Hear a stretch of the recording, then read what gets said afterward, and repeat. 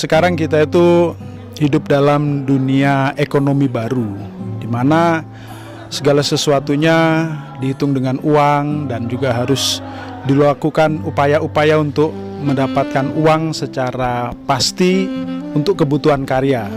Termasuk juga lembaga-lembaga gereja, pelayanan-pelayanan sosial, bahkan panti-panti asuhan. Sebenarnya kita juga sudah mulai harus memikirkan bagaimana lembaga itu punya fundraising, mendapatkan dana bagi kebutuhan-kebutuhan pelayanan, kebutuhan-kebutuhan komunitas, dan juga untuk karya-karya baik dalam sebuah tarekat, ordo maupun dalam gereja itu sendiri.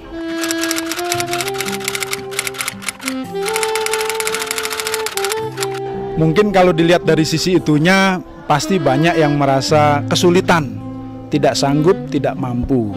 Tetapi kita juga harus bermitra dengan teman-teman dalam Perkasi atau dalam teman-teman yang lain yang juga bisa membantu kita dalam proses untuk mendirikan, menjalankan suatu fundraising.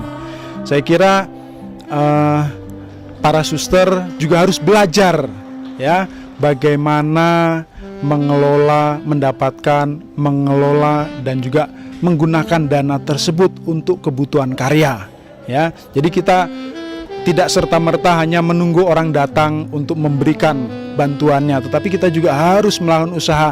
Sekecil apapun usaha itu bisa kita gunakan, bisa kita lakukan untuk menunjang karya kita. Bukan karya pribadi, tetapi karya bersama yang ada di komunitas tersebut.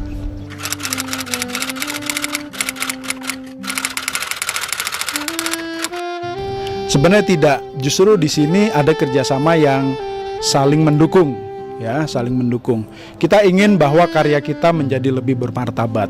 Kalau selama ini mungkin kita hanya mengharapkan bantuan, sumbangan, donasi dan sebagainya. Nah, ini sedikit demi sedikit harus mulai diubah. Sebagai contoh ini, contoh di Eropa pada dekade tahun 60, 70, 80, gereja banyak mendapat sumbangan dari umatnya, ya.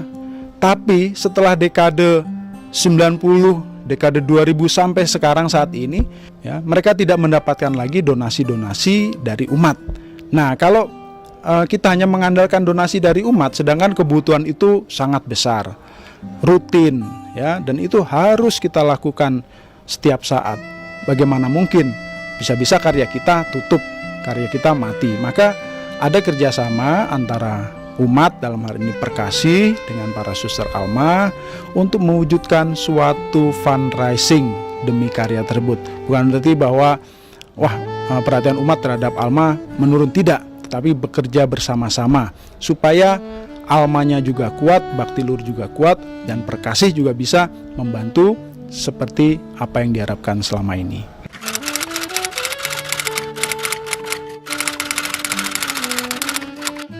Ya, sebenarnya saya hanya memberikan ide-ide sederhana.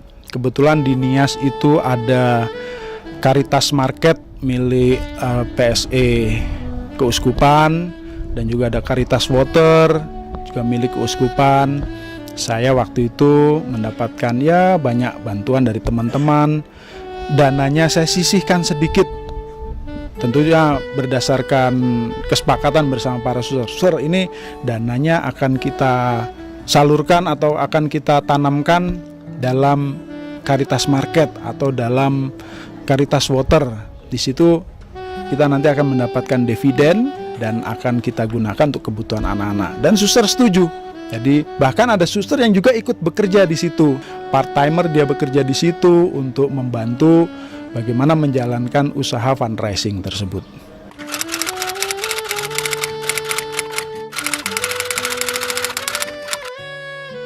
Ya, setiap daerah tentu punya keunikan, kekhasannya sendiri-sendiri. Seperti kami di Nias, tentu berbeda dengan di Medan atau Pematang Siantar, dan sangat berbeda juga dibandingkan dengan yang Pulau Jawa. Dan justru karena kekhasan dan keunikan ini, itu kalau kita gali dan kita kembangkan, itu menjadi kekuatan kita. Jadi nggak perlu disamakan. Wah, Medan, Nias harus disamakan, atau Jakarta dengan Surabaya dengan Malang semua sama. Tidak. Kita lihat apa potensi-potensi lokal yang bisa dikembangkan, Kayak misalnya di Flores ini kan terkenal dengan tenun, kain tenun, kopi dan sebagainya. Nah, itulah yang bisa kita lirik, bisa kita lihat bagaimana potensi ini bisa kita manfaatkan untuk menunjang fundraising bagi Bakti Luhur Alma dimanapun mereka berada. Setiap tempat punya kekhasannya sendiri-sendiri, dan setiap tempat tidak bisa disamakan satu sama lain. Justru kekhasan inilah yang nanti bisa menjadi kekuatan dari bakti luhur daerah.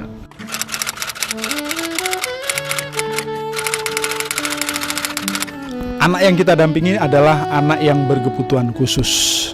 Tentu saja kalau anak yang berkebutuhan khusus dilihat dari sisi pendampingan, pembiayaan itu jauh lebih besar daripada anak yang normal. Bahkan misalnya untuk sekolah saja, sekolah kan seragam juga harus dibeli, uang sekolah bulanan harus dibayar, buku-buku juga harus dibeli dan sebagainya. Itu baru untuk sekolah.